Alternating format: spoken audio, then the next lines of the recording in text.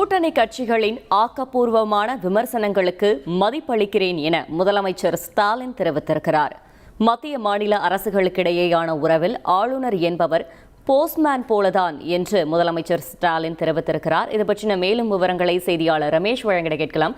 ரமேஷ் வணக்கம். முதலமைச்சர் ஸ்டாலின் தெரிவித்திருப்பவை என்ன, முழு விவரங்கள்?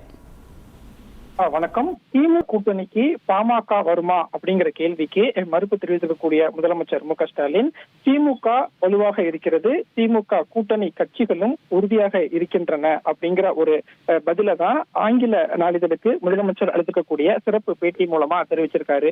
குறிப்பா ஒவ்வொரு நாளிதழுக்குமே முதலமைச்சர் சிறப்பு பேட்டியை கொடுத்துட்டு இருக்காரு. அந்த வகையில தான் ஆங்கில நாளிதழ் ஒன்றுக்கு முதலமைச்சர் கொடுக்கக்கூடிய பேட்டி வெளியாயிருக்கு. அந்த பேட்டியில தான் கூட்டணி கட்சிகளுடைய ஆக்கப்பூர்வமான விமர்சனங்களுக்கு நான் மதிப்பளிக்கிறேன் அப்படின்னு சொல்லியிருக்கக்கூடிய முதலமைச்சர், ஒன்றிய மாநில அரசுகளுக்கு இடையேயான உறவுல ஆளுநர் என்பவர் ஒரு பேட்ஸ்மேன் தான், இதைத்தான் தற்போதைய உச்சநீதிமன்ற தீர்ப்பும் கூறியிருக்கிறது அப்படின்னு சொல்லியிருக்கக்கூடிய முதலமைச்சர் மு க ஸ்டாலின், செந்தில் பாலாஜி அமைச்சராக நீடிப்பது குறித்து உச்சநீதிமன்றம் கடும் கண்டனம் தெரிவித்திருக்கிறதே, அரசனுடைய நடவடிக்கை செந்தில் பாலாஜி விவகாரத்துல என்ன அப்படின்னு கேள்வி எழுப்புறாங்க.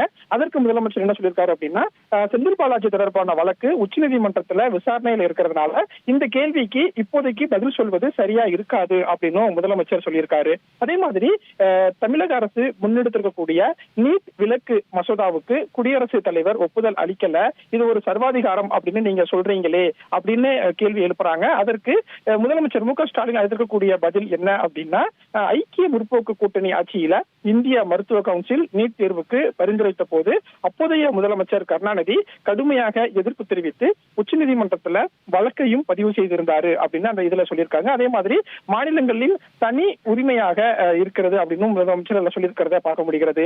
அதே மாதிரி தமிழகத்தில் ஆளுநரோ RN ரவியோ நீடிக்க கூடாது என்பதுல நீங்க உறுதியா இருக்கிறீங்களா அப்படின்னு கேள்வி எழுப்பியிருக்காங்க. அந்த கேள்விக்கு முதலமைச்சர் என்ன சொல்லியிருக்காரு அப்படின்னா, ஆளுநர் RN ரவி தனது பதவி காலம் முடிந்த பிறகும் தமிழகத்தில் பணியாற்றி வருகிறார்.